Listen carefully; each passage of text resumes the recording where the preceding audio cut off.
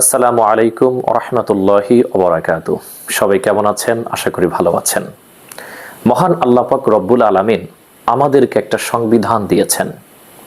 সেই সংবিধানের নাম হচ্ছে আল কোরআন।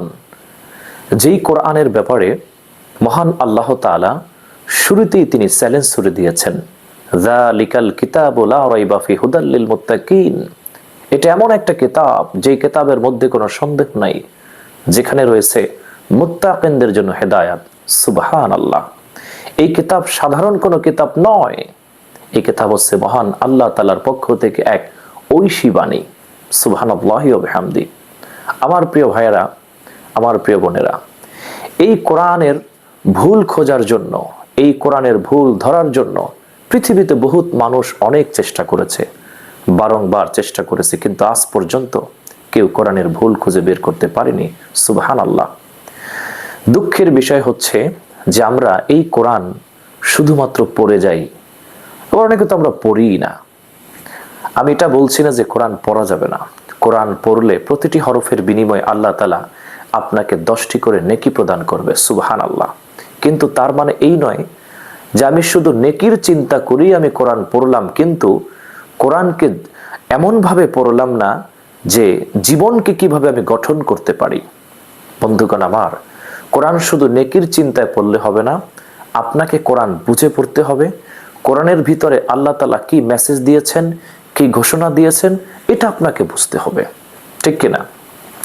আল্লাহ সুবহানাহু ওয়া তাআলা কোরআনকে শুধুমাত্র খালি খালি নাজিল করেন নাই। আল্লাহ তাআলা কোরআনকে নাজিল করেছেন কেন? কিসের জন্য নাজিল করেছেন? আল্লাহ তাআলা নাজিল যখন করেন তখন কিন্তু বিভিন্ন প্রেক্ষাপট, বিভিন্ন ঘটনাকে কেন্দ্র করে আল্লাহ তাআলা কিন্তু বিভিন্ন আয়াতে কারিমা নাজিল করেছেন। সুবহানাল্লাহি ওয়া বিহামদি। দেখেন, আল্লাহ যদি চাইতেন এক রাতের ভিতরেই তিনি কিন্তু 30টি পারা 114টি সূরা আল্লাহ তাআলা কিন্তু নাজিল করে দিতে পারতেন, কিন্তু আল্লাহ তাআলা কিন্তু তা করেন নাই। রব্বুল আলামিন সুদীর্ঘ 30টি বছর যাবত আল্লাহ তাআলা সময়কে ব্যয় করে আল্লাহ তাআলা পূর্ণাঙ্গ কোরআনকে নাজিল করেছেন। সুবহানাল্লাহি ওয়া বিহামদি। তাহলে কোরআনের প্রতিটি আয়াত, প্রতিটি অর্থ, প্রতিটি তরজমা, প্রত্যেকটা বিষয়কে কেন্দ্র করে পৃথিবীতে ঘটনা ঘটেছে, আলোচনা আছে, শিক্ষা আছে। কিন্তু আমরা কি করি? কোরআন আমরা পড়ি কিভাবে? যখন কেউ পৃথিবী থেকে মারা যায়, যখন কেউ চলে যায়, তখন আমরা কোরআন পড়ি, তখন আমরা কোরআন নিয়ে খুব বসে থাকি।